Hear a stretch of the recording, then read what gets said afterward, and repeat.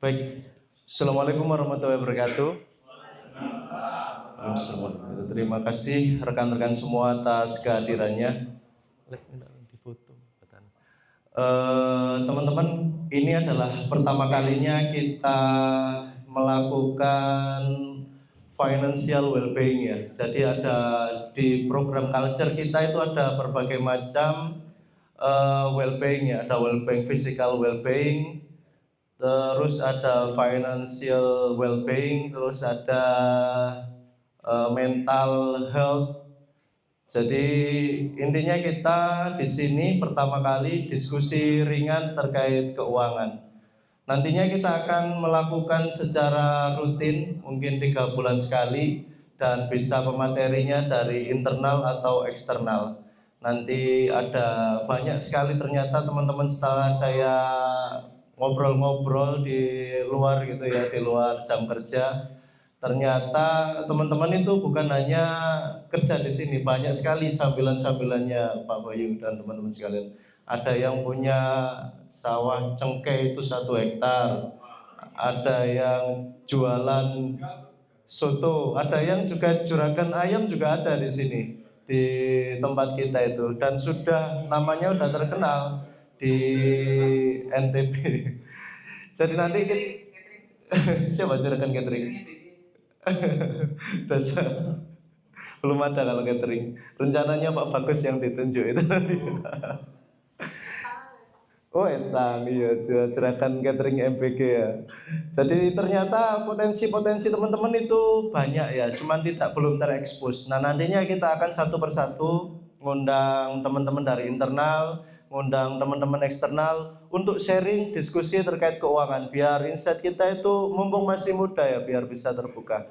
Nah untuk tema kali ini Financial Wellbeing Series yang pertama yaitu mengelola gaji UMK. Teman-teman, financial well-being is important at work. Jadi well-being finansial itu sangat penting di tempat kerja kita. Jadi hubungannya itu kita ada uang, kalau nggak ada uang bisa stres, kalau stres bisa sakit, kalau sakit ngeluarin uang lagi. Ini sebuah perputaran-perputaran yang pasti dialami oleh teman-teman. Nah, kerja membuat kita stres ya, banyak yang stres di tempat kerja, baik itu asesmen, dimarahin atasan, lady terutama ya, dimarahin atasannya, ada asesmen nggak selesai-selesai, berikutnya ada uji kompetensi lagi. Nah, hal itu membuat stres, ditambahi dengan kekhawatiran keuangan. Udah kerjaan stres, uangnya habis, nggak punya uang buat makan nggak cukup, tambah stres. Nah, untuk itu kita harus mengelola keuangan dengan baik, teman-teman. Di sini kita bukan sebagai pemateri, kita tetap sharing. Nanti lebih banyak yang lebih baik daripada saya, kita bisa diskusi. Nah, kenapa kita perlu membahas pengelolaan gaji UMK? Untuk yang pertama, banyak pekerja, hampir 80% ya, di Indonesia itu banyak yang gajinya itu UMK, dan lebih banyak lagi yang di bawah UMK. Nah itu kita perlu kelola. UMK itu apa sih? Sebenarnya dulu ada istilah-istilahnya banyak. Ada UMR, UMP, UMK. Jadi UMR itu istilah jadul, zaman dulu, upah minimum regional. Nah sekarang dibagi menjadi dua, ada UMP dan UMK. UMP itu P-nya provinsi, K-nya kota. Jadi ada, katakan provinsi kita kan NTB ya, UMP-nya itu biasanya rata-rata dari semua kota. Katakan kalau UMP kita 2,6 juta, UMK Lombok Timur itu 2,6 juta. Nah seperti itu. Dulu dijadikan satu namanya UMR. Nah, financial well-being ini yaitu kondisi maju dulu mas, maju dulu. Yarsi, Yaris, Yasir, maju ke tempat ini, biar jangan jauh-jauh. Nanti yang di belakang malah tak tunjuk. Ayo maju.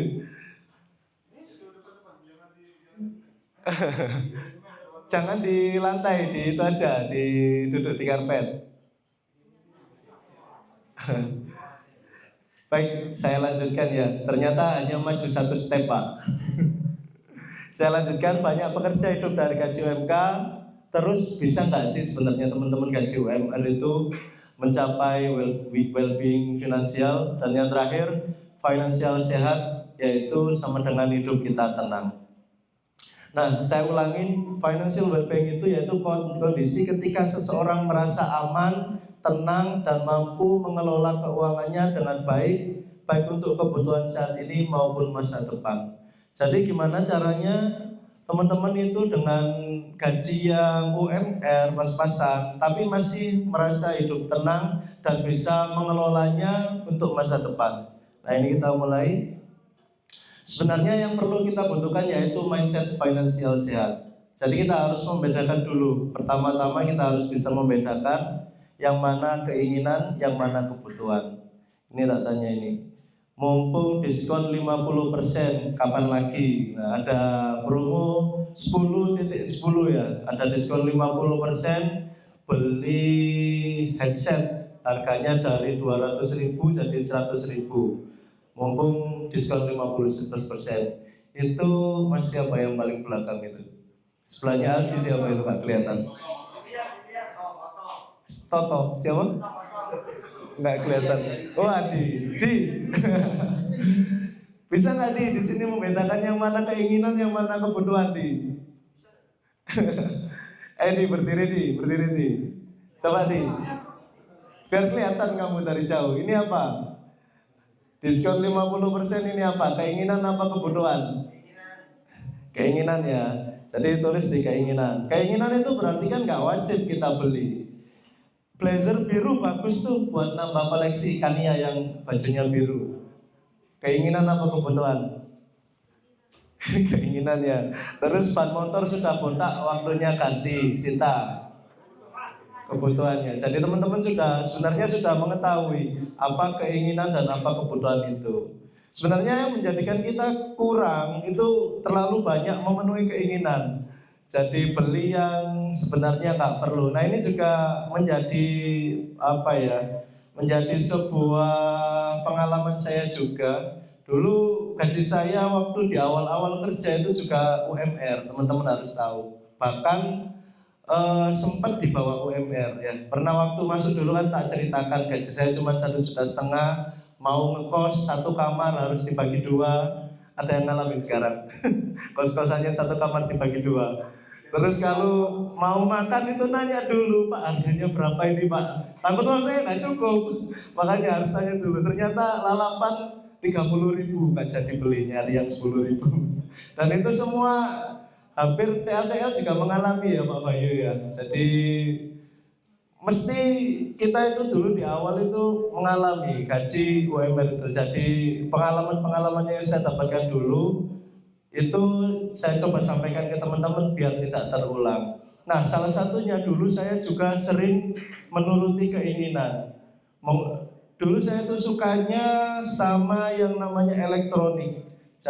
Jadi kalau ada high-end elektronik itu mesti beli. Katakan kalau TV yang paling bagus. Waktu itu teman-teman TV-nya masih datar, TV saya sudah curve, yang sudah melengkung itu bisa dilihat dari samping, nggak ada gelap-gelapnya sama sekali. Jadi akhirnya beli. Akhirnya sekarang menyesal ya. Ada menyesal dulu waktu nggak usah beli hal-hal yang kayak gitu. Kita tabung 500. Jadinya aset yang saya dapatkan hari ini mungkin jauh lebih besar daripada ketika saya nggak menghabiskan uang buat alat-alat elektronik yang nggak penting itu. Nah, selanjutnya sebelum kita beranjak lebih jauh, sebenarnya kita harus mengetahui arus kas kita. Jadi uang kita itu kita harus tahu kas masuknya berapa dan kas keluarnya berapa. Itu bisa kita hitung untuk perencanaan keuangan kita. Jadi yang pertama gaji kita, arus kas masuk itu apa aja? Ada gaji, ada nilai tunai dari asuransi jiwa, ada pembayaran pensiun, ada penerimaan bunga, pembagian dividen, pendapatan dari sewa, dana pinjam. Ini semuanya kas masuk arus kas masuk. Jadi kita dapat uang. Yang di sebelah sana itu kita ngeluarin uang, gitu ya. Kita dapat uang, kita ngeluarin uang. Yang kita ngeluarin uang itu ada pengeluaran tetap, ada yang tidak tetap. Jadi pengeluaran tetap itu katakan kalau kita punya KPR, kita bayar bulanannya itu kan tetap, bulanannya kan tetap. Terus kita bayar asuransi, ada asuransi kesehatan. Katakan kalau nggak ikut BPJS perorangan kan biasanya 100.000 ya per bulan, itu kan tetap untuk asuransi. Ada asuransi pendidikan, katakan kalau sudah punya anak, tak tabung buat anak saya di masa depan 100.000, nanti buat anak saya sudah kuliah, nanti nggak pakai keluarin biaya lagi. Terus ada tabungan atau investasi itu juga tetap. Terus pembayaran pinjaman itu juga tetap. Nah yang tidak tetap itu apa? Biaya pengobatan dan perawatan gigi. Terus biaya perawatan anak, konsumsi makanan dan perawatan pribadi, biaya hiburan dan liburan, dan biaya lain-lainnya. Selanjutnya ini penghitungan arus kas teman-teman. Jadi sebelum merencanakan keuangan kita harus tahu kondisi keuangan kita. Kita harus tahu kondisi keuangan kita. Jadi mulai masuknya berapa, keluarnya berapa. Nanti jadi kita tahu defisit apa surplus. Jadi gaji kita bulanan itu lebih apa kurang, gitu ya. Jadi katakan bulan September saya dapat gaji, terus ada lembur, ada SPPD totalnya 4,5 juta. Nah, arus keluarnya ada yang sudah nyicil KPR ya, bayar 900.000, BPJS 150.000, ada utang BRI 400.000, totalnya 1.450.000 untuk arus kas keluar tetap. Yang nggak tetap ada pengeluaran listrik, ada makan minum, paket internet, hiburan, pengembangan diri, dan total itu 2.975. Jadi ini surplus 75.000 dalam 1 bulan. Sekarang coba teman-teman hitung. Jadi di bulan September kemarin surplus apa defisit untuk arus kasnya? Nah, itu berikutnya. Defisit itu ada ini arus kas itu total pendapatan itu dikurangi total pengeluarannya. Yang ini contoh saya ini surplus 75.000. Nah, kasusnya teman-teman banyak yang defisit. Ini yang defisit rata-rata yang sudah berkeluarga ya. Kalau masih jomblo gitu mesti surplus lah. Sita surplus apa defisit? Defisit juga. Kok bisa sih? Kamu ngidupin berapa keluarga?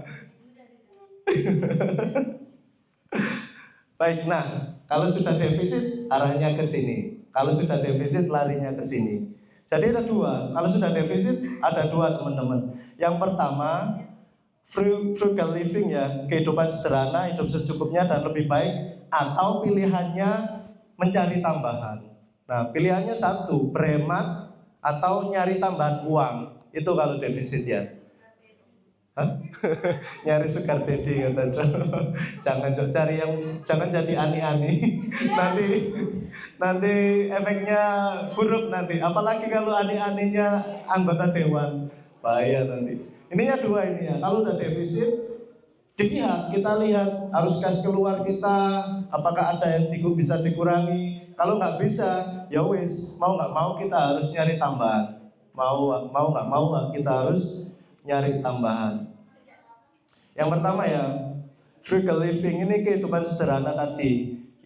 Generasi milenial terancam tidak dapat membeli rumah karena mahalnya harga properti yang tidak sebanding dengan pendapatannya. Karena itu generasi milenial perlu paham soal gaya hidup frugal, gaya hidup sederhana.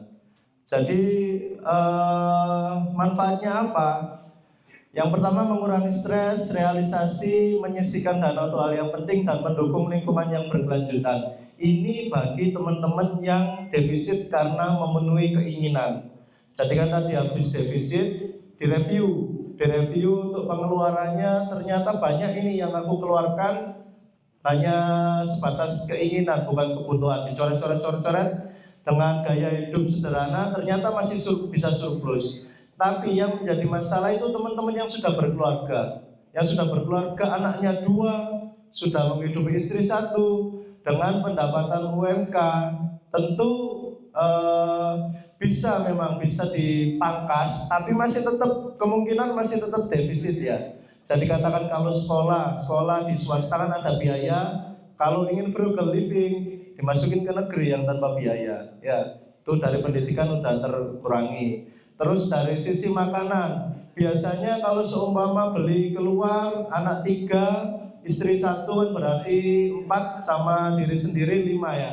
5 kali 10.000 kalau beli di luar, sarapan aja udah 50.000, makan siang 50.000, makan malam 50.000, 150.000 hanya untuk makanan. Untuk hidup sederhananya ya udah dipangkas, masak sendiri, beli 50.000, makan beli ayam 1,5 kilo cukup lah untuk 5 orang ya, setengah kilo itu 15.000, nasi 1 kilo 8.000, itu 50.000 itu sudah cukup untuk keluarga. Jadi frugal living ini bagaimana kita mengelola supaya kita pangkas-pangkas yang bisa benar-benar menjadikan kita lebih efektif, lebih sederhana, dan masih cukup untuk kehidupan kita. Terus berikutnya, teman-teman, kalau nggak mau pilihan yang menghemat tadi, ya kalian harus nyari tambahan. Nyari tambahan itu side hustle adalah pekerjaan sampingan atau usaha tambahan yang dilakukan seseorang di luar pekerjaan utama mereka untuk menghasilkan pendapatan tambahan. Nah, ini dari Skill Academy. Yang pertama, tentukan berapa banyak waktu yang dimiliki. Jadi teman-teman kerja di sini jam berapa? Jam 7:30 sampai jam 4. Paling selesai nyampe rumah bersih-bersih jam 5. Masih ada waktu jam 5 sampai jam 9 ya. Itu bisa nggak kita gunakan untuk nyari pendapatan tambahan? Ya, kita sudah ada privilege waktu, kerja kita terukur, ada waktu dikerjakan untuk melakukan side hustle. Terus mulailah dari yang kecil, nggak usah pikirannya itu nggak usah langsung pengen cepet kaya, pengen langsung bisnis yang besar, nggak usah. Paling katakan targetnya, kita target 1 bulan tambahan 1 juta atau 1 bulan tambahan 2 juta. Dimulai aja dari yang kecil.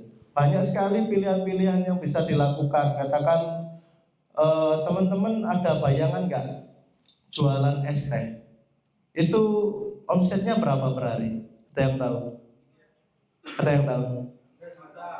Omset jualan es teh, ada yang tahu nggak? Es teh di jalan-jalan itu loh, jangan yang di toko besar kayak teh Nusantara atau apa, atau teh yang branded gitu. Es teh itu 1 hari bisa mendapatkan 500.000. Tapi itu yang bagus ya. Aku kan tiap pulang dari bandara mampir minum es kelapa muda dulu, mampir ke situ, tak tanyain dia jual es teh, jual kelapa muda, sama jual es campur. Per hari berapa Pak dapat Pak gini? Ya kalau sepi bisa dapat 500.000 Mas. Sepi. Waduh, gaji saya kalah Pak. Saya ganti jualan es aja Pak. Nah, itu jadi teman-teman, yang kita lihat sepele itu ternyata bisa mendapatkan pendapatan yang lumayan besar. Terus lagi, ada yang tahu omset penjualan martabak manis dan asin?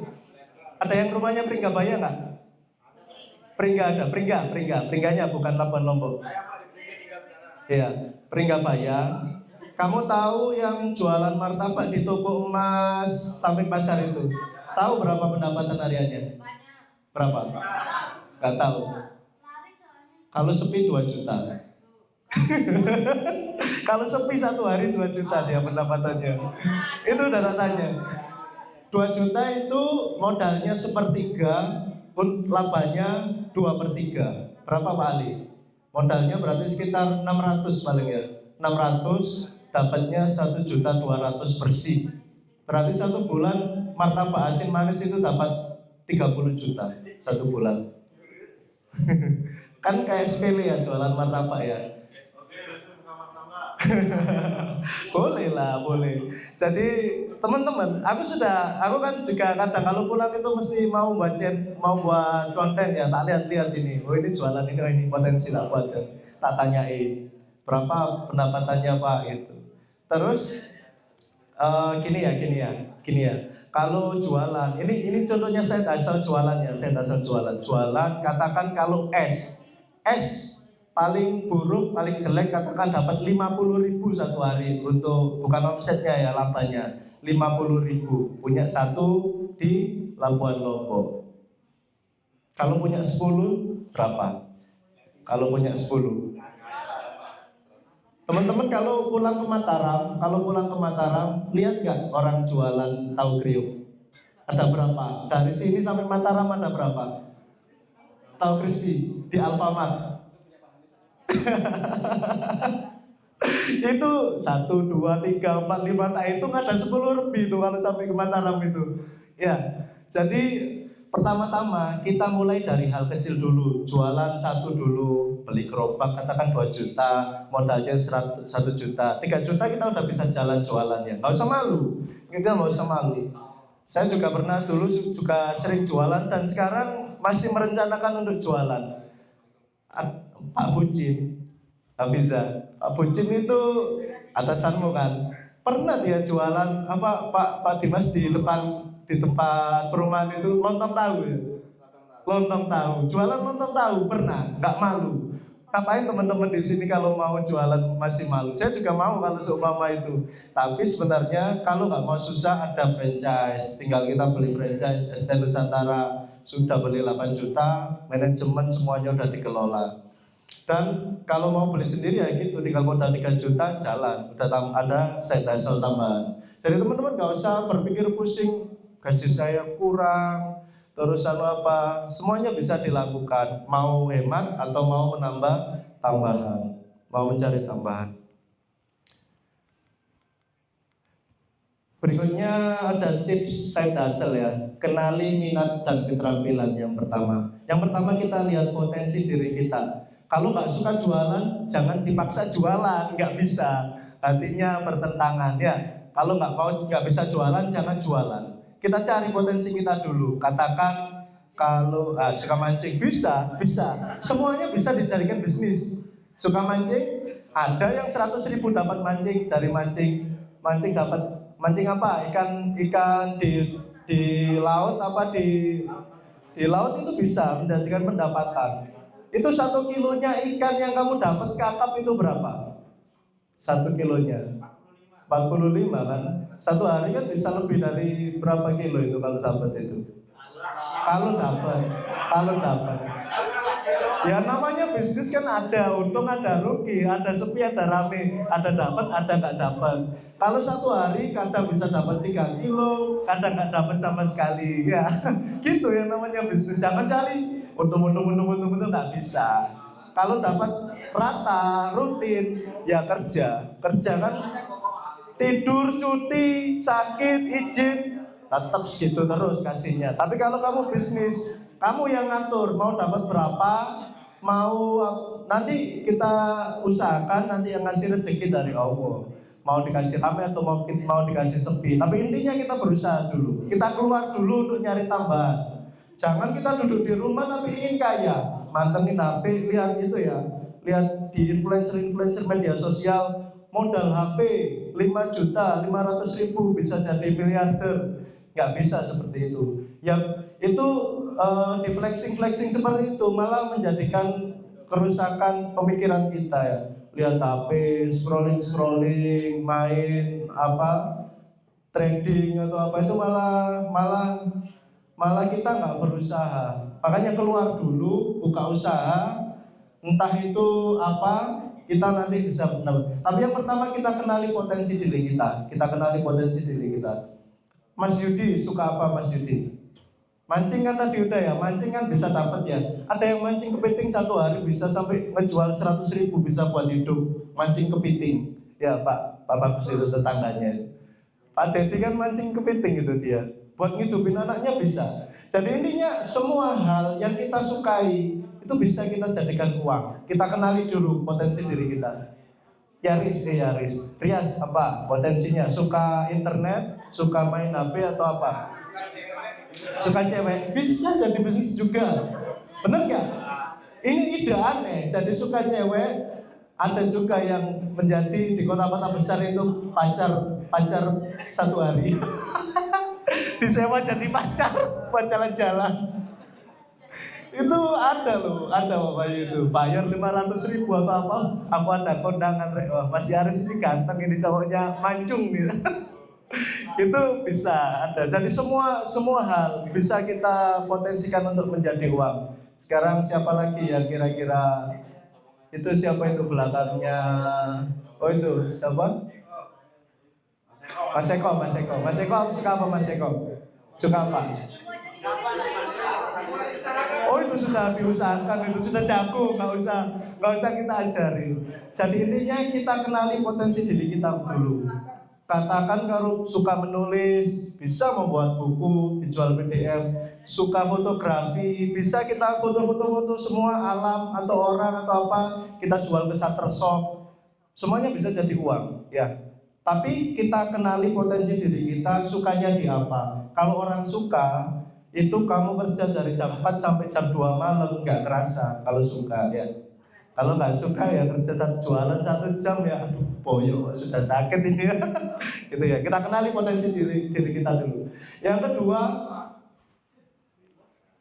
ada yang Erlan mau tanya?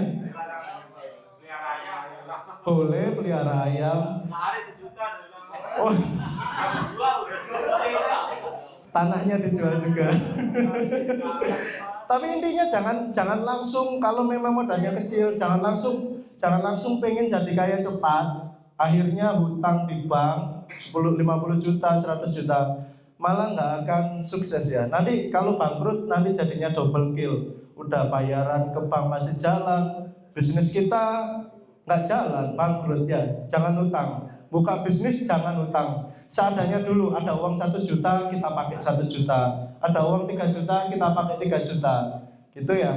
Jangan pinjam di bank. Investasi, bisnis, jangan pinjam bank. Berikutnya, atur waktu ya. Atur waktu seperti tadi. Jadi kalau pagi kerja, siangnya bisa kita jualan atau bisa tulis buku kalau suka buku. Kalau seumpama suka baca aja, nggak nulis, suka baca aja, bisa jadi kita dapat uang. Sekarang freelancer online itu menawarkan juga jasa proofreading. Jadi kita hanya belajar KPI EYD, ejaan yang itu sebenarnya, terus tinggal baca-baca buku. Kalau ada yang salah, kita jadi freelance proofreading, bisa. Jadi semuanya bisa dimanfaatkan selama kita mau berusaha. Jangan, tapi Pak saya suka berbaring Pak. Apa ya bisnis berbaring aja ini? Lesehan tidur gini dapat uang apa ya? Nggak bisa ya, nggak bisa. Jangan suka tidur. Kalau tidur itu nggak berusaha. Terus kita manfaatkan teknologi. Teman-teman, dunia digital tahun 2025, kita harus memanfaatkan teknologi dengan sebaik-baiknya. Sampai tahu Pak Teguh, orangnya kan diem kan? Mario Teguh, yang nggak botak tapi dia. Pak Teguh dia itu istrinya dengan memanfaatkan teknologi, pakai TikTok affiliate sama Shopee affiliate, bisa dapetin sampai 30 juta teman-teman. Itu diem-diem gitu orangnya luar biasa ya, pakai TikTok.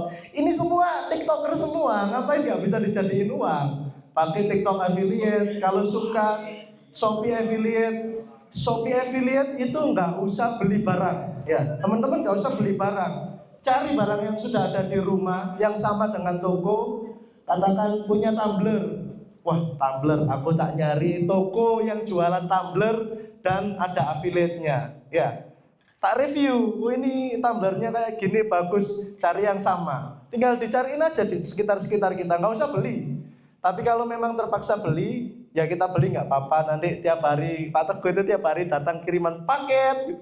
Wah ini mau review barang ini. Gitu, mau review barang. Nah, apa? Terus berikutnya tadi mau ngomong apa sampai lupa.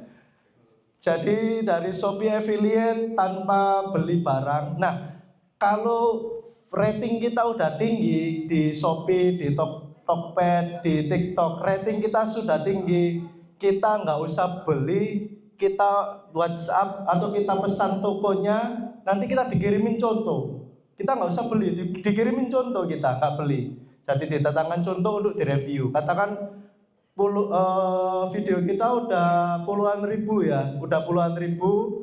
Terus kita tinggal WhatsApp toko apa? Toko kosmetik. Katakan kalau lady suka pakai skincare-nya kamu kirimin portofoliomu. Ini loh, pageku itu sudah dilihat jutaan orang dan tiap ngupload video udah puluhan ribu yang lihat. Kamu kirim ke skincare itu tadi, dikirimin kamu free untuk direview. Jadi nanti bisa diafiliatkan. Nah, affiliate kan bisa 2% sampai 10%. Teknologi itu seperti itu, teman-teman. Dan Master Timothy Ronald, orang yang suka ngerjain orang-orang lain, itu dia bilang, kalau aku nggak punya apa-apa, nggak punya uang, skill jualanku yang akan tak pakai. Aku akan marketplace affiliate gitu. Saya akan jualan. Karena tanpa modal, hanya butuh HP, review-review barang bisa dari sekitar-sekitar. Ya, seperti itu. Selanjutnya, ini tadi sudah ya, mulai dari hal yang kecil. Berikutnya teman-teman, nah ini kita sudah mulai perencanaannya. Kalau memang sudah tadi arus kas keluar, arus kas masuk sudah terhitung, kita coba untuk gaji Oktober kita alokasikan ya. Dialokasikan untuk ini contoh bukan ideal ya. Idealnya nanti bisa masing-masing teman-teman lakukan. Yang pertama 60% itu buat need, kebutuhan sehari-hari, buat makan, buat kos, buat listrik, BBM, pulsa dan lain sebagainya, dialokasikan 60%. Terus yang 30% bisa buat ditabung atau target yang ingin dicapai. Katakan aku ingin membeli rumah di tahun 2035 atau 2045. Berarti nabung dulu aja, ditabung. Dan nyari tabungan yang tahan inflasi ya. Jangan ditabung di bank aja, nggak diapa-apain. Kalau ditabung di situ nanti tergerus inflasi. Uang 100.000 sekarang atau 1 juta sekarang itu nggak sama. 2035 itu 1 juta sekarang nggak sama dengan itu, namanya inflasi ya. Terus 10% bisa buat hiburan. 10%-nya buat 10% aja kan ya buat hiburan ya. Jangan banyak-banyak. Yang penting ini teman-teman. Yang penting ini pengembangan diri. Sapi tiap tahun itu value-nya itu naik. Sapi tiap tahun itu value-nya naik. Kemarin 7 juta, 10 juta, 17 juta, sekarang 24 juta. Kita yang manusia diberikan otak, masa value kita nggak naik-naik? Masa tetap aja S1, kemampuannya ini aja. Kita kalahkan itu sapi, kita naikkan value kita, skill-skill kita tambah, supaya nilai kita ini naik. Dari nilai dulu kita cuma dihargai 1 bulan 3,5 juta atau 3 juta, value kita berikutnya kalau sudah belajar skill, belajar lain sebagainya, kita naik ya. Jadi tahun depan 5 juta, tahun berikutnya 10 juta, kita tingkatkan. Untuk pengembangan diri itu wajib. Saya teman-teman dari mulai lulus, saya kan lulusan SMA ya. Saya ini lulusan SMA, enggak. Teman-teman yang starting pointnya dari S1, gajinya udah di atas UMK. Umur 18 tahun saya udah kerja. 18 tahun setelah lulus SMK langsung kerja, langsung gajinya starting point saya dari UMR. Dulu UMR namanya, upah minimum regional. Nah, saya terus ngembangin diri terus, mulai dari kuliah, kursus, tak saving itu 150.000 1 bulan. Entah itu ikut kursus CapCut, entah itu ikut kursus bahasa, entah itu ikut kursus. Intinya aku punya komunitas, punya orang yang bisa diajak diskusi, pikiran saya berkembang, skill saya berkembang. Tak sisihin 150, tak nabung-nabung buat pengembangan diri. Jadi setiap tahun nilai saya ini harus naik, jangan hanya UMR terus. Dulu UMR gaji saya 10 tahun tetap UMR, jangan ya. 10 dulu 3 juta, tahun berikutnya 4 juta, 5 juta, 6 juta, 7 juta. Sampai sekarang naik dengan value saya gitu ya, naik dengan value saya dari pengembangan yang tak cicil 150.000 per bulan itu untuk pengembangan diri ya. Jadi jangan hanya hobi hiburan tetap dilakukan silakan, tapi jangan lupa pengembangan diri untuk meningkatkan value kita, seperti itu teman-teman. Nah, mulai investasi meski gaji pas-pasan ya, ini untuk goals kita sebenarnya. Fresh graduate makin susah beli emas karena kenaikan harga emas lebih besar daripada kenaikan UMR. Kenaikan UMR itu teman-teman 3% sampai 6%. Kenaikan per tahun 3 sampai 6%. Itu dia garisnya lurus dia. Garisnya lurus terus kenaikan UMR itu. Sedangkan kenaikan emas naiknya drastis. Dulu punya uang 2 juta bisa buat beli 2 gram. Sekarang cuman beli 1 gram emas itu 2 juta. Drastis naiknya. Teman-teman tergerus gajinya, kalah sama inflasi kenaikan emas. Nah, ini perbandingan performa IHSG. IHSG itu indeks harga saham gabungan ya, emas dan inflasi dari tahun 85 sampai 2010. Yang oranye ini inflasi teman-teman. Oranye ini inflasi, yang harga emas ini biru. Dan ternyata dari tahun 85 sampai 2009 yang paling besar itu kenaikan IHSG ya. Saham gabungan itu naiknya paling tinggi dibandingkan dengan harga emas. Tapi kalau dirunut dari 2010 sampai sekarang, kemungkinan masih menang emas karena emas naiknya 2-3 tahun ini sangat drastis. Nah, ya seperti yang saya sampaikan tadi, kalau memang investasi apa sih? Investasi apa yang paling cocok bagi gaji pas-pasan? Investasi pengembangan diri kita dulu. Jadi kalau memang gajinya masih pas-pasan, kasihlah 100.000, 150.000, banyak sekali. Kalau memang nggak bisa menyisihkan uang 100.000, di YouTube itu banyak sekali ya. Di YouTube itu banyak sekali dan semuanya free. Semuanya free. Mulai ide bisnis, mulai pembelajaran, mulai kursus, semuanya free. Tinggal aku suka apa ya? Suka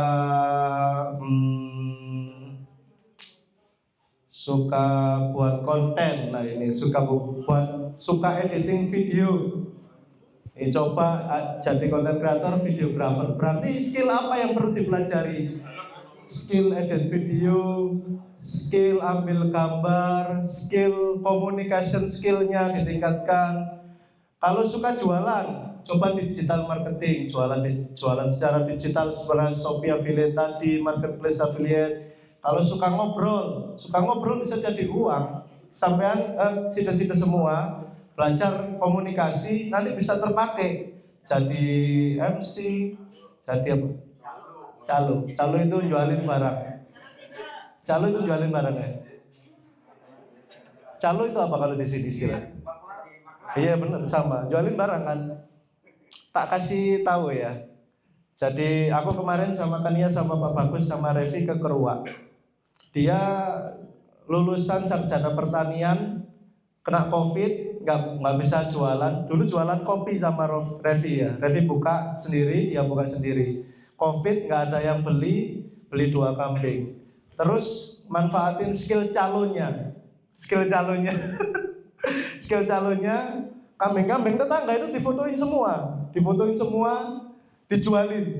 dijualin ke orang-orang ya, ke orang-orang banyak.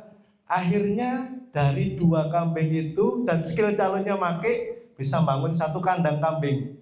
Totalnya 40 juta, isinya kandangnya itu 40 juta dari calo itu tadi, bisa nabung 40 juta buat kandang. Akhirnya bisa buat kandang yang harganya kapasitas 120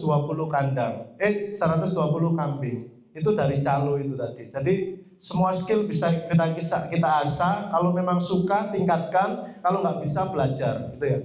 Mau belajar di YouTube, mau belajar di skill resmi yang berbayar, silakan. Semuanya terbuka, tinggal angkat pantat sida-sida sekalian, gerak, sudah jalannya. Terus berikutnya Ini yang tak sampaikan tadi ya, kalau saya dulu gaji UMR umur 18 tahun dulu, kalau boleh mengulang kembali saya akan nabung 500.000 per bulan di BNI Simponia. Atau kalau mau di emas lah, nabung 500.000 di emas, dapat setengah gram, dulu dapat 1 gram gitu. Terus nanti 500.000 dari umur 25 tahun, rencana diambil uangnya umur 56 tahun.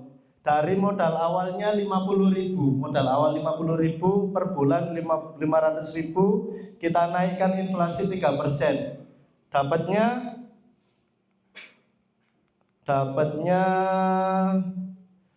dapatnya jadi 789 juta. Ya, teman-teman nggak bayangin juga kan, waduh saya nggak mungkin nih dapat uang 1 miliar seumur hidup saya gitu. Nggak bisa punya pemikiran seperti itu. Katakan sekarang kalau memang bisa nyisin 500, sisin aja 500. Yang nggak tergerus inflasi ya. Tadi yang ngalahin inflasi kan ada emas, ada IHSG, sama ini dia investasi BNI Simponi ini ada pilihannya, ada simpanan yang dijadikan deposito, ada simpanan yang dijadikan pasar saham, ada yang dijadikan ada pilihannya dia. Intinya kalau nyimpen uang, nabung, jangan hanya ditabung di bank, tapi tabunglah uang yang menang atas inflasi, itu ya, 500.000. Kalau menurut Bapak, emas ya, kita ngomong emas ya? Ya. Kalau kedepannya itu ada kemungkinan turun nggak? Penglihatannya atau yang pernah dipelajari? Sebenarnya kalau yang jago emas itu di sebelah kanan saya.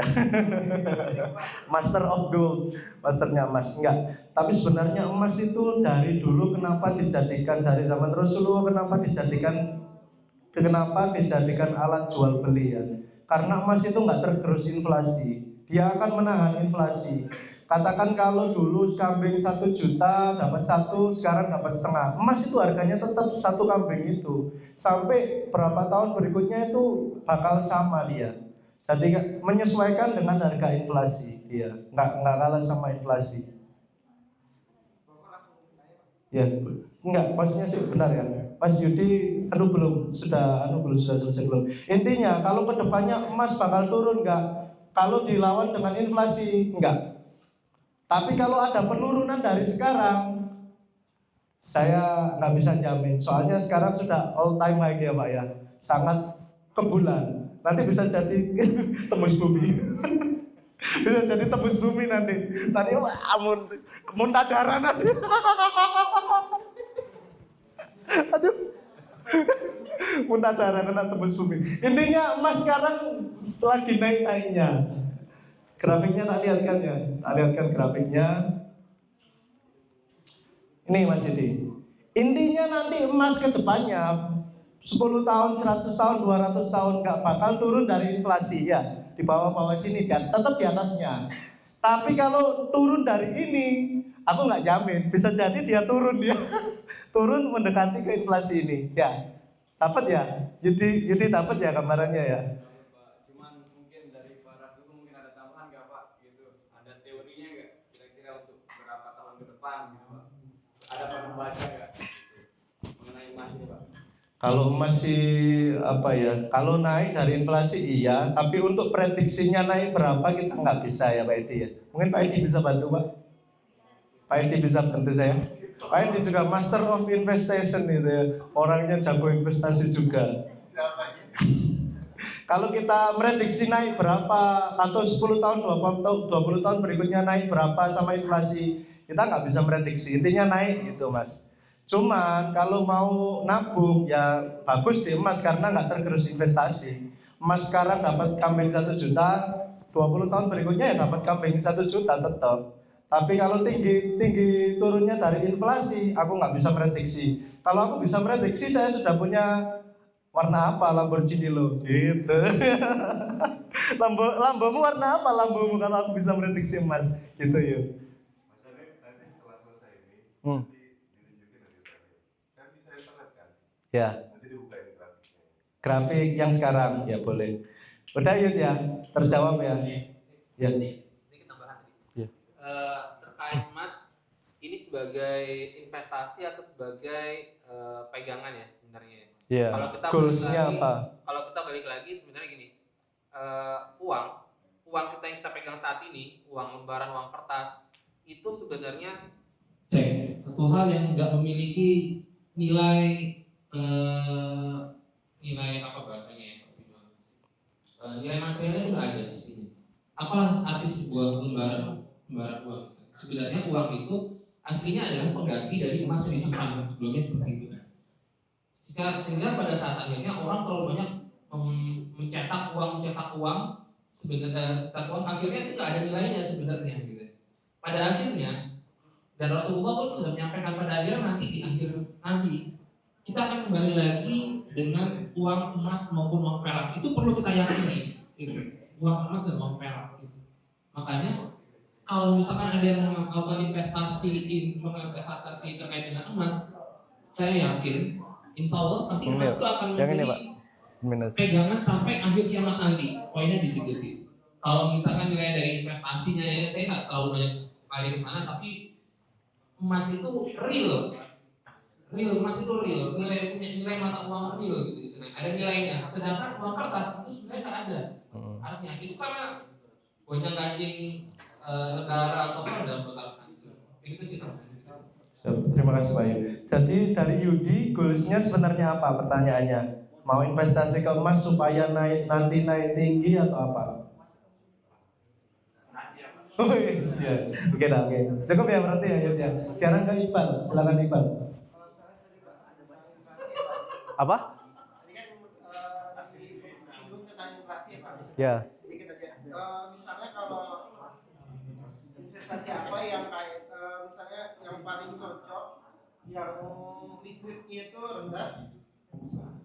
Investasi apa yang paling cocok dan berisikonya rendah, terus liquidnya itu mudah dicairkan secara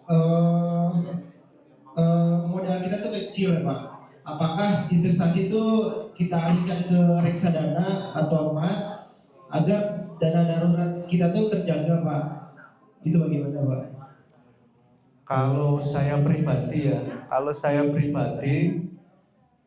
sebenarnya itu memang ada investasi, ada itu ya jenis-jenisnya ya, jangka pendek, jangka menengah, sama jangka panjang.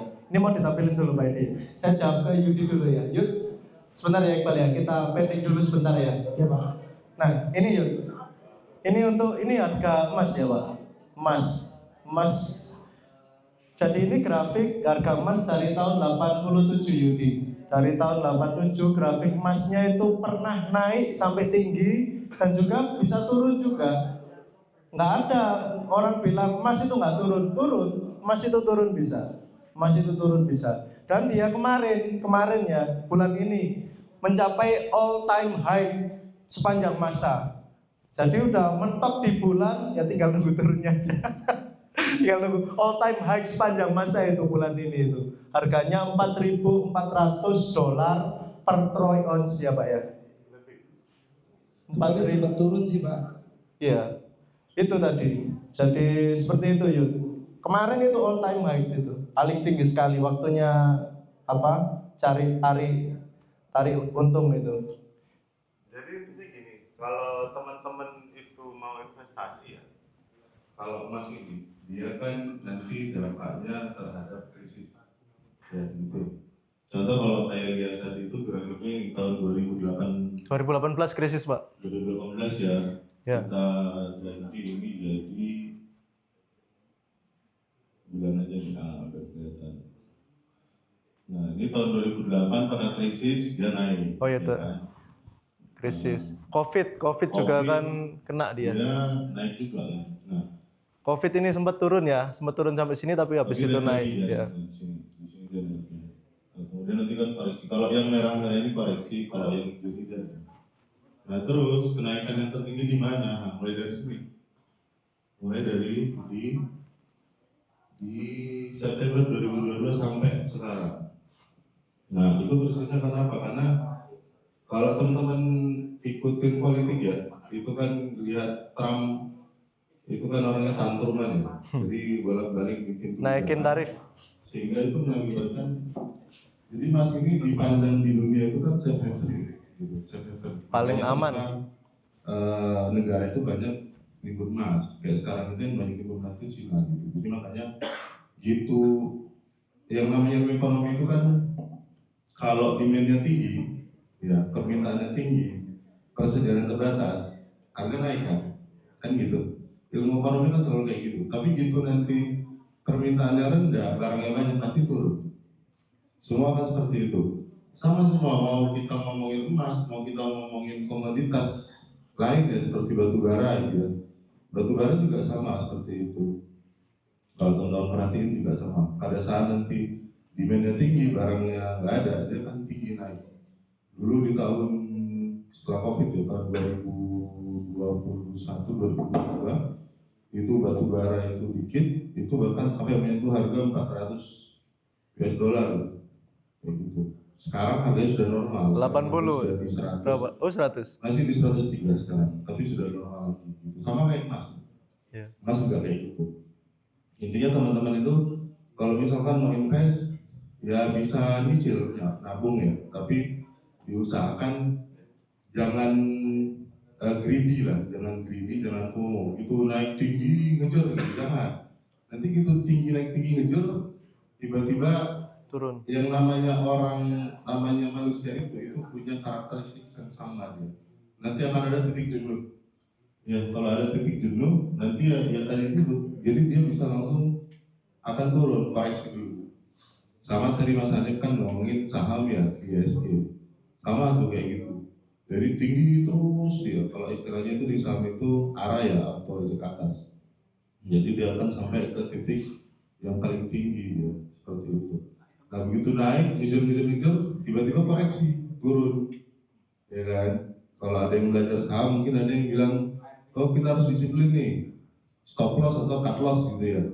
Kalau udah cut loss berarti kan rugi itu, kerugian itu yang akan menggerus modal. Gitu. Makanya teman-teman, kalau tadi disampaikan Mas Hanif, kalau ada yang minat ke pasar saham, pastiin yang pertama ya kalau buat yang belajar, kalau memang mau, kan kita lihat tingkat risiko masing-masing.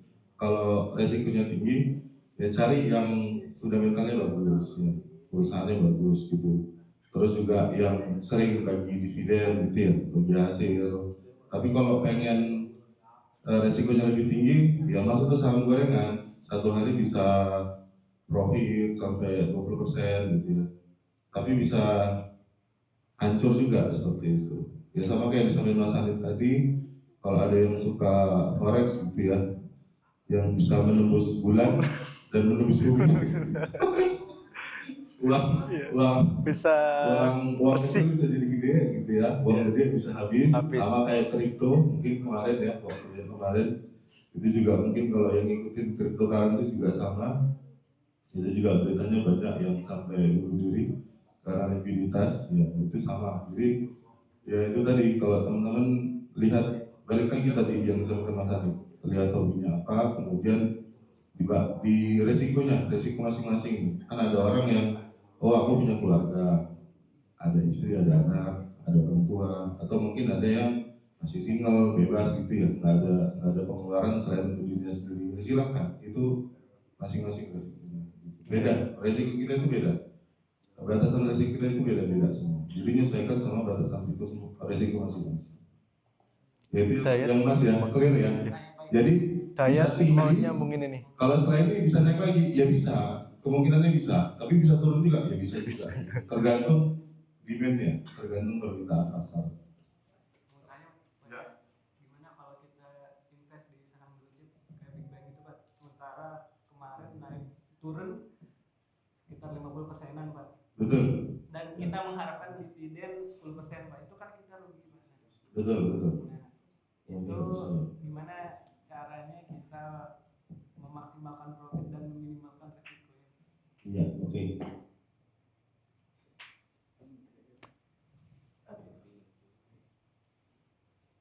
Atau mungkin kalau kita invest di saham gorengan Pak, bisa minus banyak Pak. Iya, bisa besar, betul. mungkin sesi berikutnya ada yang minat sama saham nggak? Banyak juga. Banyak. Maksudnya besok sesi berikutnya kita temanya saham ya. Kalau mau tapi nanti presenternya jangan saya lagi, Pak Edi. Ya jangan saya juga. Saya sih, ya enggak suka ya. Jadi tadi benar yang dibilang sama Daya. Jadi saham itu ya cyclical. Semua itu cyclical. Hari kemarin itu yang naik saham Konglo ya, saham Konglo. Mungkin kalau yang ikutin saham sayangnya sama Pak PP ya, Prajogo Pangestu. Itu semua tuh, mulai dari Brand, CDI, TRO, Cuan, dan lain-lain lah. Terus ada sahamnya Salim, ada sahamnya, ya macam-macam. Yang paling tinggi itu dulu punyanya siapa? Kalau ngikutin DCI ya, itu sampai berapa sekarang? 300.000 ya? Ya, jadi saham itu juga cyclical, jadi ada masanya dia. Sama kayak disampaikan tadi oleh Dayat, itu terkait dengan banking ya. Banking itu juga ada masanya dia. Jadi kemarin itu tertinggi, kita ambil contoh BBCA ya, itu tertinggi sampai 10.000. Kemudian turun sekarang di berapa? 8.000 ya? 8.000-an, 20% kayaknya. 8.000, nah itu kan udah turun jauh tuh. Nah, dari sisi uangnya itu tetap aman. Selama belum cut loss ya aman, duitnya masih di situ. Nah, yang penting kan dividennya. Terus kalau misalkan kondisinya seperti itu, gimana nih, kan kita rugi. Nah, itu kan jangka panjang ya. Ya teman-teman kalau punya modal bisa nambah lagi. Di saham itu ada istilahnya average value. Kalau misalkan dapat harga pucuk nih, tadi kan FOMO ya, FOMO, greedy. Oh ini kayaknya naik nih, ikutin. Nggak ada analisa, nggak tahu fundamentalnya, ngikutin. Dapat harga pucuk 10.000, tiba-tiba dia turun ke 8.000, kan minus 2.000 ya. Teman-teman bisa beli lagi tuh di 8.000. Jadi average-nya itu di 8.000, tinggal ditambahkan 10 ditambah 8.000 dibagi 2. Itulah harga rata-rata saat itu. Jadi pada saat dia naik, teman-teman sudah bisa profit. Nah, kondisinya gitu. Jadi kalau kita bilang berisiko, ya berisiko. Semua investasi berisiko, termasuk emas. Emas fisik itu berisiko. Risikonya apa? Hilang kan? Hilang. Kita simpan di rumah, ternyata ada yang tahu kita nyimpan emas, hilang emasnya. Resiko juga sama. Ada yang nyimpan emas di Pegadaian juga ada seperti itu. Resikonya ada juga resikonya. Ya, nanti pada saat kita proses penarikan, mungkin ada biaya di situ ya, atau mungkin ada unsur ketidakpercayaan gitu ya. Mungkin emasnya entah emas palsu atau apa gitu, kita kan nggak tahu. Nah, semua investasi itu ada risiko, termasuk investasi tanah, investasi ruko, investasi segala macam lah. Mungkin teman-teman tahu properti ya, ruko. Kalau zaman kemarin COVID kan habis-habisan kan, yang investasi di ruko kan, investasi di hotel segala macam kan, semua itu ada masalahnya. Makanya kalau kita bilang nanti ke depan gimana? Mungkin bisa jadi ke depan 50 tahun kemudian air itu lebih berharga. Air itu lebih berharga dari emas, dari minyak, dari yang lain-lain. Nggak tahu kita ya Pak ya. Nggak tahu kita, karena apa? Sumber air udah dikit. Air udah nggak ada lagi. Iya. Teman-teman kan sering kan nonton film-film ini ya, film-film luar angkasa gitu ya. Ya kayak gitu lah. Ya, bisa jadi ke depan seperti itu, kita nggak tahu. Bisa jadi air itu nanti oksigen yang bersih gitu ya. Karena begitu banyak polusi sekarang, itu bisa jadi sesuatu hal yang berharga. Gitu. Kita nggak tahu. Makanya yang sekarang yang bisa kita tanamkan adalah kita hidup mau sampai kapan. Nah, kita kan bisa menghitung usia ya. Rata-rata kan usia kita itu di 60-70 lah rata-rata ya. Paling mentok-mentok 80. Ya sudah, kita mikir sampai usia segitu aja. Berarti benar-benar 30 tahun ke depan. 30 tahun ke depan itu yang bisa kita investasi apa ya tadi, emas masih bisa, masih, perak masih bisa, masih, sama kayak saham masih bisa, masih.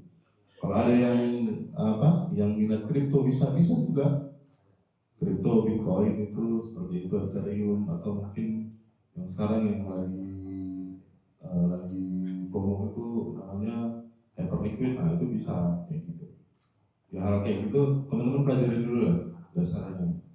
Teman-teman pelajari dulu dasarnya apa, kemudian fundamentalnya gimana, baru teman-teman masuk. Jangan ngikutin kata A, kata B, kata C gitu ya. Sama seperti yang disampaikan Mas Andi tadi, kita didasari dari kita hobinya apa gitu. Kita hobinya apa, lanjut belajar, jadi bisa Cukup ya, Di? Baik, ini singkat aja ya, waktu kita kurang 15 menit ya, Bapak Iqbal. Nanti kalau mulainya lebih cepat, lebih panjang kita presentasinya. Cuma teman-teman agak itu nggak apa-apa, guys. Jadi Iqbal, yang kalau mau nyari aset liquid, kita lihat dulu tujuan investasi, tujuan belinya itu apa. Untuk dana cepat, ya bisa cari liquid. Liquid itu artinya apa? Cairnya cepat, liquid itu ya. Jadi kalau mau kamu simpan investasi, butuh uang sekarang, kamu cairin sekarang, bisa cair, itu namanya liquid ya, cepat. Nah kalau yang nggak tergerus nggak tergerus ya intinya kalau nahan inflasi aja ya bisa reksadana, deposito, emas. Tapi emas sekarang terlalu mahal, aku masih belum menyarankan. Tapi kalau mau investasi agak menengah, jangka menengah bisa, masih bisa masuk emas. Tapi kalau untuk jangka pendek, jangan dulu. Jangan dulu emas, bisa ke reksadana deposito. Nanti kalau butuh uang naik langsung dicairkan. Yang cari yang 1 bulan atau 3 bulan atau yang jangka pendek aja. Kalau mau nyari cepat. Cukup? Pak, Iya. kalau misalkan kita ada tabungan di pegadaian tabungan emas, Iya. apa yang kita harus lakukan saat ini di saat harga emas lagi naik? Ada tabungan. Sebenarnya kalau mau nyairin cuan kemarin pas all time high kemarin. Kalau mau nyairinnya, tapi kalau memang untuk tujuan investasimu apa? Jangka pendek, jangka menengah apa buat anak, buat kuliah anak besok? Ya wis ya disimpan aja, ya disimpan dulu aja, dan gak usah dicairin dulu. Disimpan dulu, nanti kalau memang anak buat kuliah dicairin. Nanti insya Allah tetap harganya tetap nggak itu kok, nggak berubah. Jadi katakan biaya kuliah yang sekarang 20 juta untuk masuk, kedepannya walaupun nilainya 80 juta, tapi sama dengan harga 20 juta sekarang ya. Kita biarin dulu. Gitu. Saya lanjutkan. Ini yang terakhir teman-teman. Yang terakhir. Fase kehidupan kalau belum early check out ya. Kalau udah di umur 30 check out udah meninggal duluan, kita nggak bisa melanjutin fase ini. Fase yang pertama umur 10 sampai 20 itu belajar yang pintar. Teman-teman kuliah, sekolah, formal non formal umur 10 sampai 20 belajar yang pintar ya. Nggak usah mikirin lain-lain. Cewek, bisnis, ditinggal dulu aja. Yang penting kalau keadaannya nggak memungkinkan mikirin uang ya gimana lagi keadaan. Tapi intinya kalian harus belajar. Umur 20, 30, ini teman-teman semua ini ya. Ya, kecuali Pak Bagus. Pak Bagus umur 40 Pak. Belum. Ini teman-teman di fase ini, follow the leader. Maksudnya ikuti orang yang benar-benar pintar, orang yang sukses di bisnis, ikuti jalannya. Coba ngikutin 10 tahun ini ya. 10 tahun berikutnya buat bisnis. Di sini ada masa follow the leader ini, bisa belajar, bisa nabung, bisa lain sebagainya. Umur 30, 40 kalian sudah punya tabungan 50, 100 juta, make a business, bukan buat bisnis. Tapi dari start sini mulai bisnis, ngikutin leader, ngikutin orang sukses, nyoba-nyoba dari sini udah bisa. Silakan kalian mau nyoba. Tapi yang beresiko kecil dulu ya. Katakan Revi sudah buka kopi, sudah tabungannya gaji itu disisihin 500 dapat 4 juta PS 5 berapa ya? Dapat PS apa ya? PS 3 direntalkan dapat uang lagi, itulah 500 dapat PS lagi, tabung lagi, direntalkan dapat uang. Itu mindsetnya itu seperti itu. Umur 30, 40 yang tadi udah nabung, udah dapat 50 sampai 100 juta, buat bisnis lah, mulai start buat bisnis.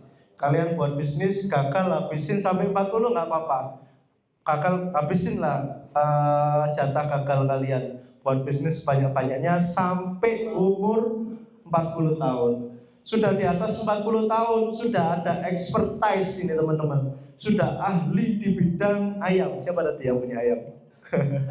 Sudah ahli di bidang ayam, tingkatin ini. Fokus pada hal yang benar-benar kalian kuasai, bisnisnya kalian kuasai. Fokus umur 40 sampai 50. Umur 50 sampai 60 ini tinggal sharing. Udah sharing ke anak-anak muda. Tapi saya di sini belum ini ya, belum umur 50 ya. Tapi tetap sharing nggak apa-apa. Sharing itu sewaktu-waktu bisa. Dan kita percayakan investasi kepada anak-anak muda ini. Orang muda itu idenya brilian, punya Nggak usah kita ajarin, kita pancing aja. Tapi mohon maaf ya, Gen Z agak berbeda. Anak-anak ini agak berbeda. Kalau nggak dituntun itu nggak bisa. Ayo maju, ayo maju. Tapi sebenarnya anak muda itu harusnya pemikirannya lebih brilian daripada orang-orang tua. Ide-idenya lebih banyak. Harusnya seperti itu ya, jadi anak-anak muda itu. Terus nanti yang umur 60 udah ini nikmatin masa tua, uang sudah mengalir sendiri, nggak usah kerja. Dalam artian financial freedom ya, bebas secara finansial. Intinya kalau orang beragama mencari uang, niatnya tetap diniatin untuk beribadah ya. Tetap diniatin untuk beribadah, kita mencari uang untuk keluarga, untuk menafkahi anak, biar tetap nilai kita mencari uang itu nggak hanya mencari uang dunia aja, tapi kita sinkronasikan dengan ibadah, bernilai ibadah kita meninggal. Ini anak ini umur 20 sampai umur 40 nyari uang terus. Tapi nyari uang niatku untuk menafkahi anak-anakku kan dibalas ibadah. Ini 20 sampai 50 beribadah terus anak ini. Yos, itu langsung masuk surga aja. Gitu ya. Tetap seperti itu, nyari uang untuk dunia, tapi niat kita tetap niat akhirat. Mungkin seperti itu aja. Saya kira cukup untuk rekapnya. Yang pertama, kita pahami keuangan personal kita seperti apa. Harus pendapatan, harus kas masuk berapa, harus kas keluar berapa. Kita memahaminya. Setelah itu, setelah kita pahami keuangan kita set, kita rencanakan keuangan, tujuan keuangan kita seperti apa. Habis itu increase value, ini E-nya kurang. Jadi kita tingkatkan nilai diri kita, skill kita tingkatkan. Dan yang terakhir, jangan lupa investasi. Mungkin cukup itu. Ada yang ingin ditanyakan ini untuk 10 menit terakhir, teman-teman? 10 menit terakhir, ada unek-unek atau apa terkait keuangan, silakan kita sharing, kita diskusikan agar bisa terpecahkan. Ada yang ingin ditanyakan lagi? Cukup. Saya kira cukup ya. Terima kasih. Kenapa? Izin Mas untuk saya nambah. Siapa? Jadi pada intinya semua investasi itu bagus. Nah, semua investasi itu bagus. Tinggal gimana kita mengelolanya. Mau yang suka emas investasi di emas, gitu ya. Mau yang suka saham investasi di saham. Gitu. Tinggal yang harus dipelajari adalah kapan momentum yang pas. Nah, kita yang nggak tahu itu. Kalau teman-teman punya dukun bisa tahu besok harga emas gimana, itu bagus tuh. Tapi kan kita nggak ada yang tahu kan. Makanya kalau kita tahu, misalkan saat tahun depan itu harga emas sekarang masih 4.000 ya, mungkin itu yang tadi ya. Kalau yang di fisik kan beda. Itu nanti tahun depan bisa jadi 5.000 atau 6.000 gitu. Ya pasti kita beli emas sekarang, walaupun sekarang dia di all high. Tapi kita harus mengukur risiko. Jadi kita memastikan kita masuk di momentum yang tepat. Banyak orang-orang kaya pada zaman krisis itu bisa kaya karena apa? Dia masuk di momentum yang tepat. Jadi pada saat krisis itu, setelah krisis, orang-orang itu akan jadi orang kaya baru, gitu. Sama kayak misalkan kondisi sekarang tadi disampaikan dari itu, banking kan sekarang lagi di bawah nih harganya ya sahamnya gitu. Nah sekarang itu info udah mulai masuk. Jadi saham-saham banking itu mulai dari yang gede-gede ya, yang blue chip, BCA, BRI, Mandiri, BNI itu mulai ada inflow dia. Inflow itu artinya ada institusi, ada broker, yaitu yang banyak duitnya asing lah ya kita bilang. Ada institusi asing itu yang mulai masuk ke situ. Nah itu yang membuat harga saham itu naik. Karena apa? Demand-nya naik. Kalau demand yang mulai naik, dia akan naik. Seperti itu. Makanya sekarang kalau ada yang ingin mulai emas, ya silahkan. Ada yang ingin mulai saham, ya silahkan. Tapi balik lagi, teman-teman harus belajar dulu dasarnya. Jangan asal masuk, gitu ya. Sama kayak misalkan saham itu kan resikonya tinggi. Makanya dibilang high risk, high return kan. Jadi resikonya tinggi, tapi pengembaliannya juga tinggi. Kalau misalkan masuk di momentum yang tepat. Kalau masuk di momentum yang salah, ya rungkang. ya bocor, ya rugi gitu. Apalagi kalau kita FOMO kan, oh ini Mas tinggi ya, ikutlah beli gitu kan. Beli rupanya dia tidak berpikir untuk jangka panjang, hanya untuk jangka pendek gitu kan. Jadi cuma nyimpen, udah sebulan, 2 bulan, nanti jual lagi lah gitu. Ya udah beli, ternyata gitu dia beli tinggi, harganya turun gitu kan. Kecuali dia itu niatnya tadi itu investasi jangka panjang. Emas itu emang cocok buat investasi jangka panjang di atas 5 tahun. Karena kita nggak tahu di tahun keberapa itu dia akan naik tinggi. Sama kayak sekarang. Jadi mulai dari tahun 2023 ya, 23 itu mulai dia naik tingginya itu ya sekarang di 2025. Kalau sudah naik tinggi otomatis nanti akan koreksi dulu. Ya sama lah kayak kita itu, kita mau lompat lebih tinggi kita kan butuh pijakan ya. Jadi dia akan koreksi dulu baru naik lagi gitu. Nggak akan bisa tuh, sama kayak harga saham juga nggak akan ada harga saham itu dia naik terus, nggak ada. Dia akan jenuh gitu. Pada saat jenuh dia nanti akan koreksi. Setelah dia koreksi, kalau memang fundamentalnya bagus, masih banyak orang yang suka, dia akan naik lagi. Seperti itu. Jadi balik lagi ke teman-teman, harus paham resiko masing-masing ya. Itu tadi kalau misalkan, oh aku pemasukannya berapa nih? Kita bilang tadi berapa? 3,5 juta ya. Juta. Ya kan masing-masing beda nih. Ada yang harus menghidupi anak istri, bahkan ada yang masih menghidupi orang tua gitu kan. Tapi kan beda dengan yang hanya single gitu, hanya dia sendiri, itu kan beda karena pasti akan lebih tinggi kebutuhan daripada yang bisa disimpan. Tapi balik lagi seperti yang disampaikan Mas Hanif, kalau kita mau niat, ya kita harus bisa membedakan yang mana kebutuhan, yang mana keinginan. Kalau kita udah bisa bedain itu, insya Allah teman-teman bisa nyimpen lah sedikit demi sedikit, kayak gitu. Ya mungkin kalau di sini ada yang tuan tanah nggak? Ada yang tuan tanah nggak? Bisa. Kalau misalkan saya tahu gitu, misalkan Mataram itu akan jadi kota kayak sekarang, ya mungkin saya bisa pakai pintu Doraemon gitu ya, buat kembali ke masa lalu, kasih tahu ke buyut gitu ya, buka lahan di sini gitu, akan jadi orang kaya kan ke depannya. Kan kita nggak ada yang tahu seperti itu. Jadi semuanya itu masih teka-teki, tapi balik lagi ke dasar kita dulu. Kan kita dikasih pengetahuan ya, kita dikasih banyak lah sekarang juga banyak informasi yang bisa teman-teman dapetin kayak gitu. Jadi jangan takut buat investasi, tinggal dipilih investasi yang cocok yang mana, mau yang risiko rendah atau risiko tinggi. Ya teman-teman bisa lihat ada deposito, ada SBN, surat berharga negara gitu. Itu yang ada reksadana gitu. Ada tadi yang disebutkan Mas Hanif itu ada tabungan DPLK ya, simponi dari BNI. Itu juga salah satu investasi sama gitu. Jadi diusahakan kalau yang namanya investasi itu bukan sekedar tabung di bank, tapi uang kita akan bertambah.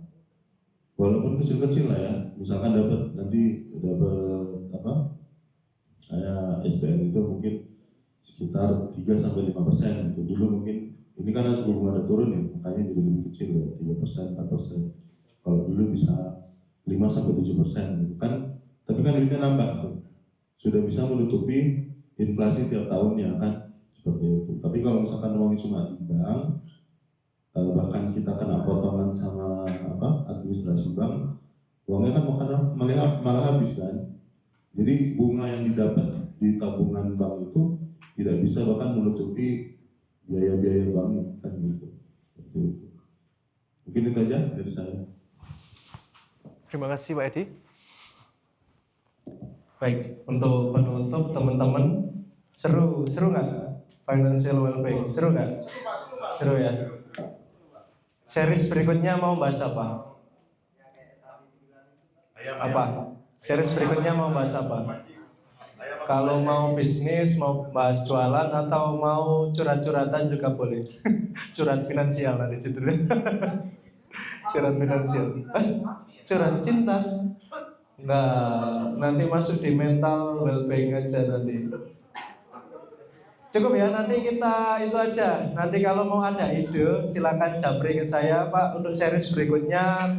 kasihlah terkait apa gitu saham, kasihlah terkait apa bisnis apa gitu ya. Nanti ke saya, nanti saya coba kalau ada pemateri yang cocok kita cari, kita suruh buat presentasi, kita jalankan untuk series kedua. Atau mau Iqbal mungkin sharing session jualan bakso atau apa bisa nanti masuk ya. Saya kira cukup, sudah 9.16 lebih 1 menit. Saya ucapkan terima kasih kepada teman-teman. Mohon maaf ya jika saya ada salah-salah kata pada acara kali ini. Kami ucapkan terima kasih. Billahi taufik wal hidayah. Wassalamualaikum warahmatullahi wabarakatuh.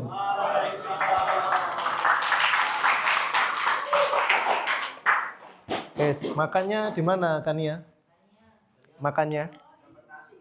Dapatlah.